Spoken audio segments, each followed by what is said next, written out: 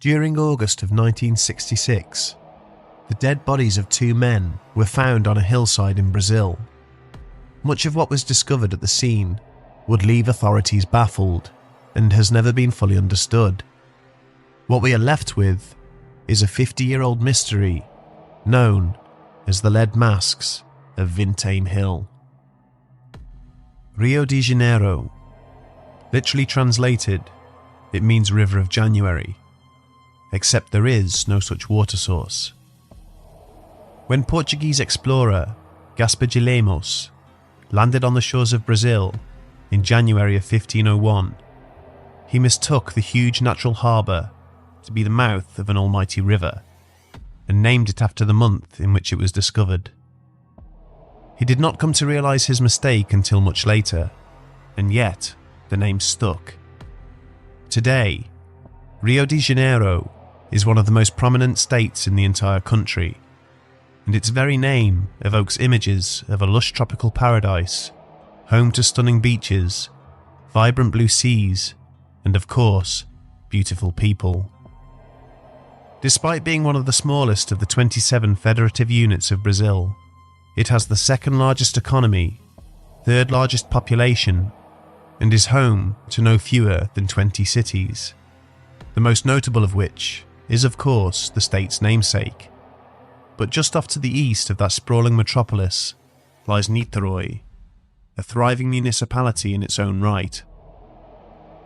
During the 60s, Niterói was barely recognisable compared to how it appears today. Back then, it was an underdeveloped, poverty-stricken town, suffering all the drawbacks of rapid industrialisation, which would ultimately enable its growth into the important financial and commercial centre it has become.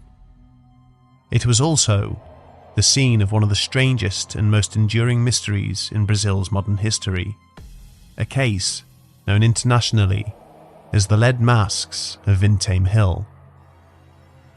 The late afternoon of Saturday, the 20th of August 1966 was uncharacteristically hot, considering it was midwinter in the southern hemisphere. The skies had been clear, with a heavy sun beating down after a long spell of torrential rain.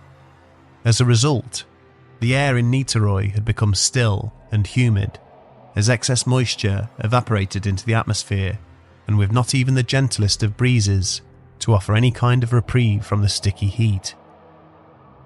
The high rise of Vintém Hill, however, was far removed from the streets below. Here, a young boy was flying his kite, running through the long grass, whooping and cheering with delight. At this altitude, the winds could be felt coming in off the bay, which were both cool and refreshing, and perfect for the kite's uplift. As he traversed the slopes, tugging on the long string outstretched behind him, he noticed an odd depression in the grass, in which lay a dark heap that looked unnatural amongst its surroundings. He decided to investigate, and as he began to approach, he could make out various items of clothing. At first, he assumed that someone had dumped their unwanted garments on the hillside, but as he got closer, he found lying inside those garments the decomposing bodies of two men, accompanied by the sickly sweet scent of death. Alarmed at his discovery, he rushed back home and told his parents, who wasted no time in notifying the local police station. Unfortunately, as it was now early evening, and due to the failing light and difficult terrain, authorities were not able to reach the bodies until the following day. Early on the morning of the 21st of August, several police officers and firemen arrived on the hillside, where they were greeted by an odd scene to say the least. The two bodies were found lying next to each other in a small depression and were partially covered by the long grass. They were dressed in formal suits, each wearing a raincoat, and next to them lay an empty water bottle and a package containing 2 wet towels. However, the strangest thing about them, and the very attribute that gave this case its name, was that both men were wearing small lead masks over their eyes, which appeared to have been crudely cut from sheet metal. In the pockets of the men's raincoats, Police also found a number of receipts and a notebook which contained what was believed to be a list of alphanumerical codes and a set of instructions. These instructions read: 16:30, be at the specified location. 18:30, ingest capsules. After the effect, protect metals, await signal mask. Suffice to say, authorities were mystified by these findings, but were soon able to identify the bodies as those of Manuel Pereira de Cruz and Miguel José Viana, two electrical technicians from Campos dos Goitacazes, a small town 170 miles northeast of the city of Rio de Janeiro. There were no signs of violence or of a struggle, and the men carried very little on them in the way of money or valuables. Shortly after they were discovered, the bodies were sent to the local coroner's office for autopsy, but due to the fact that the coroner was busy with other cases at the time, they were not examined until a number of weeks later. By that stage, however, their internal organs had decomposed to the point where it was impossible to determine how exactly the two men had died. Authorities instead concentrated their efforts on trying to understand the movements and intentions of de Cruz and Viana, and they hoped that this would shed some light on how and why they had lost their lives. Police spoke to a number of witnesses in Niterói who claimed to have seen the two men in the days leading up to their deaths, and from these accounts, they were able to piece together a timeline of events. It is believed that de Cruz and Viana travelled by bus from Campos to Niterói on the 17th of August, carrying enough cash to purchase a used car. This information was ascertained from their business account, which showed a single withdrawal of a large sum of money. What they intended to do with this money is anyone's guess, but it is widely assumed that they were interested in purchasing electronic parts for their business. Following this, they arrived in Niterói at 2:30 p.m. that afternoon, and the receipts found on their bodies indicated that they had purchased their raincoats from a local shop. Soon after, they walked to a bar further up the street, where one of them ordered a bottle of water. The waitress there stated that both men seemed agitated, particularly Viana, whom she noticed glancing nervously around the establishment, checking his watch every few minutes. The last time they were seen alive, they were riding in the back of a jeep driven by two other men, heading to an unknown location, although authorities speculated that their intended destination would have been the foot of Vintém Hill. What happened from that point onward is a complete and utter mystery, and for the last 50 years or so, that has remained the case. But the questions surrounding their deaths are still as prevalent today as they were all those years ago. Why had they travelled to Niterói? Who were they supposed to meet? Why had they donned those lead masks? And to what did those codes and instructions in the notebook pertain? As with any bizarre or unexplained death, there inevitably comes with it a torrent of speculation, especially from those within the Fortean community. And it was no different with this case. Brazil is a hotbed for strange events, some of which we have already addressed in other episodes, and others which we intend to cover in the near future, so it comes as no surprise that a supernatural angle has been applied to this story. The theory goes that de Cruz and Viana were not your average electronic repairmen. They were in fact highly trained technicians who had used their expertise to engineer a means of contacting extraterrestrial beings, and that they had arranged to meet these beings on Vintém Hill. Both men had been given a specific set of instructions, and after this process had been followed, it is postulated that their physical bodies ceased to function and that their minds had been transported into some kind of extraterrestrial afterlife, existing forevermore in a realm of infinite knowledge and consciousness. And as unbelievable as this sounds, investigators have found other elements of the story which seem to corroborate connections with the supernatural.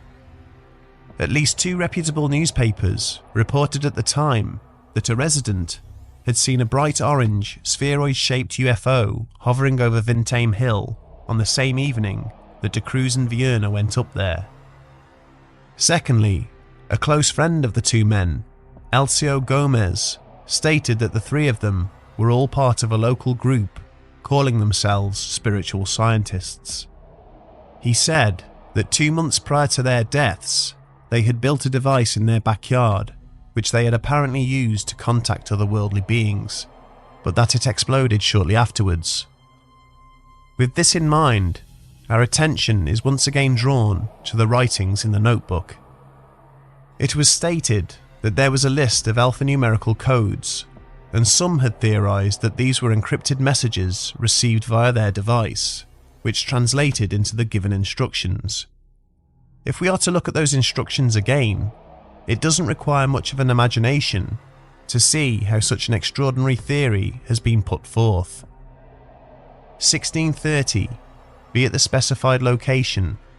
1830, ingest capsules. After the effect, protect metals, await signal, mask. This is exactly how the instructions were written down, and as it stands, the latter half of the sentence does not make a lot of sense. However, if we apply some speculative punctuation, the meaning becomes a little clearer. 1630, be at the specified location. 1830, ingest capsules. After the effect, protect metals, await signal, mask. Exactly what the capsules were, or how De Cruz and Vierna had come by them, is unknown. Nothing of the sort was found on their bodies, and it seems obvious that the men must have ingested them as instructed. And as those capsules remain unidentified, it is difficult to determine what effect they were supposed to have. The protect metals line seems a little more cryptic, but as no valuables were found on either man, some have speculated that they were being instructed to remove their watches, rings, or other kinds of jewellery, and that perhaps these were to be wrapped in the towels found next to their bodies. Finally, whatever signal they were supposed to look out for is also a mystery, but the word mask obviously refers to the small lead cutouts which covered their eyes. These masks had no functionality whatsoever. They were not see-through, and they had no stems to hook over the ears, so clearly they were not meant to be worn for any extended period of time. Instead, their crude design points to the possibility that they were intended to briefly protect the eyes from an intense and blinding light source, and according to many a proponent of this theory, that light source would have been none other than a UFO. But are we to accept this theory based solely on anecdotal and circumstantial evidence? It seems there are many people who are skeptical about this version of events and believe that the deaths of these men have a far more rational and indeed earthly explanation. They believe that De Cruz and Vierna were simply duped into coming to the hill, where they were killed and robbed of their belongings. It has been suggested that they were targeted by a group of criminals who saw them as naive and easy prey. This group probably cultivated De Cruz and Vierna's trust over a period of weeks or months, promising to put them in contact with extraterrestrials or to allow them to partake in some other form of spiritual enlightenment. They then provided them with the capsules and a set of instructions just unusual enough to suggest that they were going to experience something extraordinary. Those capsules were more than likely a form of poison, and once the two men had ingested them and died on the spot, someone from the group arrived to collect their money and valuables. It should be noted that all the cash the men had on them when they arrived in Niterói, at least 3 million cruzeiras, was never found. Neither were any of their belongings. And if we add to this the fact that another man, also an electronics technician, was found dead 4 years earlier on top of a different hill, wearing a similar lead mask, then suddenly this theory seems to gain more traction. Again, much of this is pure speculation, and even if the evidence supporting the idea of a robbery is pretty damning, how could two men who are intelligent, technically minded individuals be so naive to fall for such an obvious ploy? And what about the codes also found in their notebook? Does their existence prove that the instructions were received via an encrypted transmission rather than face-to-face communication. It seems not, as the codes were later identified as part numbers of various electronic components and had no relation to anything else in the investigation. Yet how do we explain the UFO seen above the hill on the night of the men's deaths? We should stress that this was witnessed by only one person. And if there is one thing we have learned during the course of our research on many strange events, it is that UFOs are reported almost invariably in the aftermath of something unexplained. This is not to cast doubt on the individual's claim, but we feel we must be honest about the nature of such things. When all facts are considered, this case does seem to have foul play written all over it, although we shouldn't dismiss other theories out of hand. The assumption is often made that extraterrestrials would have no interest in money or valuables, but who really knows for sure? If some other eyewitness accounts are to be taken seriously, in which people have allegedly seen aliens posing as human beings, then surely they would need such items in order to blend in. In any case, whether there was something more sinister going on and the truth has simply been covered up, or the deaths were the direct result of foul play, both possibilities are equally disturbing. Unfortunately, as intelligent as De Cruz and Vierna may have been, their belonging to a group calling themselves spiritual scientists demonstrates that they had a desire to believe in something more. And as we are well aware, beliefs are often strong enough to defy and override simple logic, making them difficult for an individual to let go of. It could be that they were so enamored with the idea of a higher intelligence and a never-ending pursuit of knowledge that they allowed themselves to suspend all cynicism and critical thought, which otherwise might have saved them.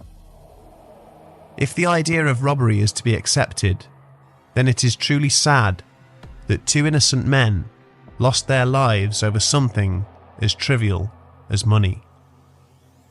Gone from this world, their physical bodies may be, but their spirits will forever rest on the slopes where they died, overlooking the city of Niteroi as a cool, lonely breeze rolls in off the bay of the January River and silently whispers through the long grass of Vintém Hill.